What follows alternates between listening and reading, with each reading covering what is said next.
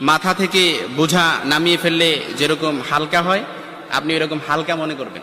আপনি মনে করবেন আপনার সমস্ত গুনাহ মাফ হয়ে গেছে, এরকম একটা হালকা অনুভূতি আপনার ভেতরে কাজ করবে। খুশি যেন মনে হয় না? এই জন্য আমরা যদি ছোট্ট এই দোয়াটি পড়ে আজ রাতে ঘুমাতে পারি, সকালে উঠে ফলাফল দেখবো ইনশাআল্লাহুল আজিজ। আমি যদি আপনাদেরকে হাদিসের টেক্সট শোনাই, হযরত যায়েদ রাদিয়াল্লাহু তাআলা আনহু থেকে বর্ণিত, রাসূল সাল্লাল্লাহু আলাইহি সাল্লাম বলেন, হাদিসের স্পষ্ট ন্যারেশন হচ্ছে, যে ব্যক্তি রাত্রিবেলা 3 বার এই দোয়াটি পড়ে ঘুমিয়ে যাবে, সকালে উঠে আল্লাহ তাআলা তার সমস্ত গুনাহ মাফ করে দিবে। সুবহানাল্লাহ বাড়িতে যায় বললেন। এই জন্য আজ রাতেই যদি এই দোয়াটি পড়ে ঘুমাতে পারেন, সকালে উঠে ফলাফল দেখবেন ইনশাআল্লাহুল আজিজ।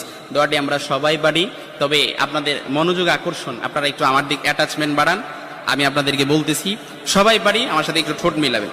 আস্তাগফিরুল্লাহাল্লাযী লা ইলাহা ইল্লা হুয়াল হাইয়ুল কাইয়্যুম